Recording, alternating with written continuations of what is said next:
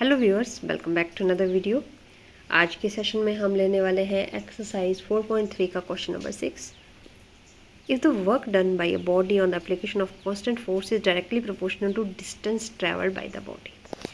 मतलब work done अगर कोई बॉडी कर रही है वो डायरेक्टली प्रोपोर्शनल टू है डिस्टेंस के on application of a constant force. Force क्या है इसमें? कांस्टेंट है। मीन्स जो वर्क डन हो रहा है तो फोर्स क्या है? कांस्टेंट। ठीक है,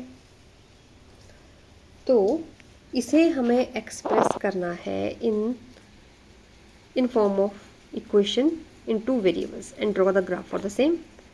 जब आपके पास कांस्टेंट फोर्स होगी 5 units, also read from the graph the work done when the distance travelled by the body is 2 units होगी डिस्टेंस या फिर 0 यूनिट होगी। इसके लिए पहले हमारे पास इक्वेशन आ चुकी है। साइंस आपकी वर्क की डेफिनेशन से भी हम ये जानते हैं कि वर्क जो होता है वो फोर्स इनटू डिस्प्लेसमेंट होता है। ठीक है, अगर डायरेक्शन होगी तो डिस्प्लेसमेंट होगी, अदरवाइज इसे हम डिस्टेंस मानेंगे। मतलब वर्क जो होगा फोर्स इनटू डिस्प्लेसमेंट। यहाँ पे हम वर्क को कंसीडर कर लेते हैं y और डिस्टेंस को कंसीडर कर लेते हैं x, क्योंकि हमें एक लीनियर इक्वेशन बनानी है। एक्स वाई से हम फेमिलियर हैं, वही वेरिएबल हम ज़्यादातर यूज़ करते हैं मैथ्स में, तो हम ये कर लेते हैं एफ एक्स। तो आपके पास इक्वेशन आ जाती है वर्क डन के लिए ये वाली, where y is the work done, x is the distance. Now यहाँ पे बोला है अब कांस्टेंट फोर्स की वैल्यू दी है 5 units. For force is equal to 5 units के लिए अगर हम इसे माने इक्वेशन नंबर 1 तो आप इसे लिख सकते हैं y is equal to 5x लिख सकते हैं। अभी आगे इक्वेशन 2 और इसके बेस पे आपको बनाना है ग्राफ। आपको वैल्यूज़ दी गई हैं। फर्स्ट कंडीशन, जब आपको डिस्टेंस दी है मींस x दी है 2 यूनिट्स, तो y की वैल्यू क्या आती है? तो y की वैल्यू आ जाएगी, x की वैल्यू आप यहाँ पे 2 पुट कर दीजिए, 5 2 ज़ा 10, तो y की वैल्यू आपकी आती है 10 यूनिट्स। सेकंड केस में जब आप लेंगे x की वैल्यू बोला गया है 0 यूनिट है आपके पास। अगर इस इक्वेशन में 0 हो जाए तो 5 मल्टीप्लाई बाई 0, तो y भी क्या वैल्यू देगा? 0। This implies y is equal to 0। अब पॉइंट आपका क्या बन गया? जब x की वैल्यू 2 है तो y की वैल्यू 10 है। यहाँ पे x की वैल्यू 0 है तो y की वैल्यू 0 है। इसके लिए आपको क्या करना है? ग्राफ प्लॉट करना है। अगर हम ये लें x axis along horizontal axis और y लें अलोंग वर्टिकल एक्सिस, तो आपको कैसे प्लॉट करना है? x की वैल्यू जब 2 है, अगर हम एक बड़े 1 सेंटीमीटर के स्क्वायर को 1 2 3 ऐसे यूनिट्स लें along x axis and along y axis, तो पॉइंट क्या बना आपका? अलोंग x एक्सिस पे क्या है? x इज इक्वल टू 2 और y की वैल्यू 10। अब ग्राफ के हिसाब से क्योंकि इसकी डायमेंशन थोड़ी छोटी है तो अलोंग x एक्सिस मैं क्या लूँगी? 1 बॉक्स जो है वो 1 सेंटीमीटर का है, 1 centimetre is equal to 1 unit ऐसे कंसीडर करेंगे। और यहाँ पे 1 सेंटीमीटर को हम मान लेते हैं, या तो 5 मान लीजिए या फिर 2 मान लीजिए। 1 centimetre is equal to 2 units अगर मान लें हम, तो ये क्या आ गया? 2, ये 4, ये 6, ये वाला 8, ये वाला 10। अब जब मेरे पास x की वैल्यू है 2, y वैल्यू देगा 10, मतलब पॉइंट आएगा यहाँ पर। ठीक है, x की वैल्यू 0 है तो y की वैल्यू भी क्या है? 0 है। ये 2 पॉइंट्स आए आपके पास और इनको आप ज्वाइन कर दीजिए, आपका ग्राफ डन। सो इस लाइन के लिए जो ग्राफ रहने वाला है वो कुछ इस तरह से रहेगा। यहाँ पे आप पॉइंट्स के नाम लिख लीजिए 2, 10 and this is 0, 0। Next one, Yamini and Fatima, 2 students of class 9th of school together contributed ₹100। दोनों लड़कियों ने कंट्रीब्यूट किए 100 rupees towards the prime minister relief fund for the earthquake victims. Right a linear equation, इसके लिए आपको लीनियर इक्वेशन लिखनी है। यहाँ पे आपको बोला गया है कि एक का कंट्रीब्यूशन मान लीजिए x, दूसरे का कंट्रीब्यूशन मान लीजिए y। इस तरह से इक्वेशन बनेगी।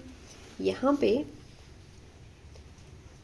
इक्वेशन कैसे बनेगी, मान लीजिए that the contribution of Yamini is x and contribution of Fatima is y, then together they contributed is equal to ₹100, means contribution of Yamini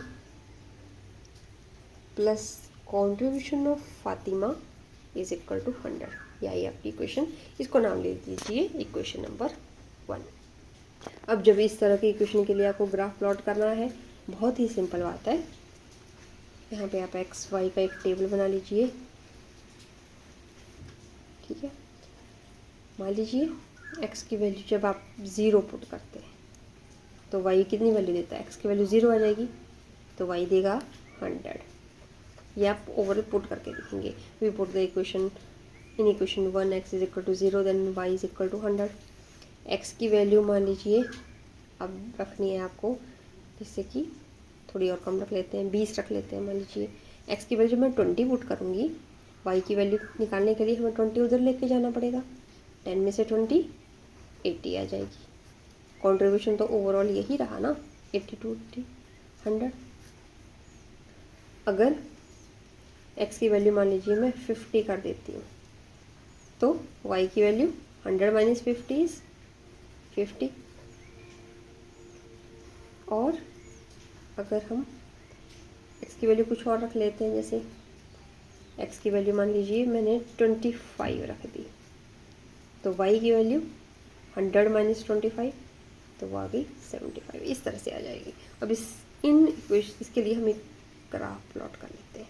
values आपके पास आ गई हैं, क्योंकि यहाँ पे वैल्यूज़ बड़ी बड़ी हैं तो हम क्या करेंगे, जो ये 1 सेंटीमीटर का ब्लॉक है इसको कंसीडर कर लेंगे 20-20 के बराबर। ये 20, 40, 60, 80, यहाँ पे आएगा 100। इसी तरह से अलोंग द वाई एक्सिस भी ऐसे ही रहेगा।